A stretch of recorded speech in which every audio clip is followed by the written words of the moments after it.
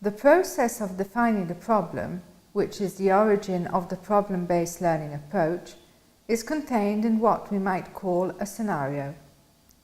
A scenario is an important element which supports the development of a dynamic, multidisciplinary and cooperative teaching shared among the community of teachers.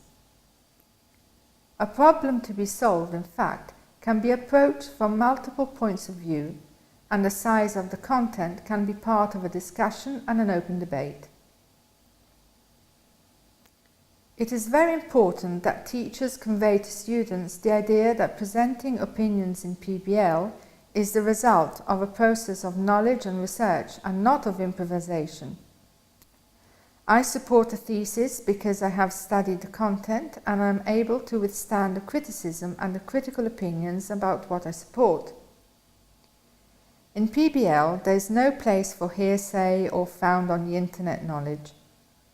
PBL contains factual findings that students are certain of, since they are the result of a personal research. The scenario is a presentation of the problem, and it contains the basic elements to start critical learning. The scenario is built by teachers on their training needs, dictated by learning objectives and materials. The scenario develops one of the themes in the teaching program and does not constitute an alien additional element, no matter how exciting it may be perceived. The scenario could be defined as the story of the problem and can be presented in various stimulating and suitable forms, able to spark both the attention and the curiosity of the students. The scenario's content is oriented towards the analysis of the possible consequences and potential solutions.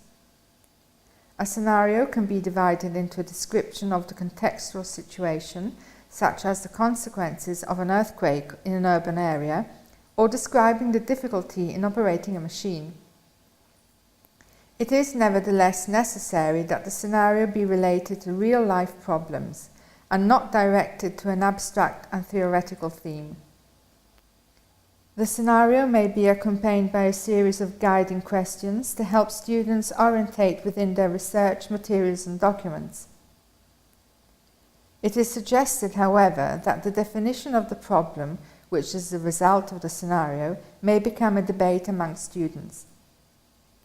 Having identified the problem emerged from the scenario will facilitate the definition of a critical research path and of possible solutions. Building a scenario is, therefore, supported by a logical approach to narrative.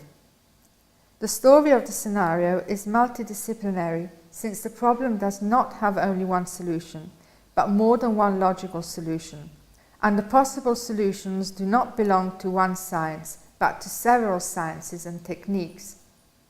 In order to identify and build a scenario, the teacher or the group of teachers can use an original written text, an existing video from the web, the contribution of an expert.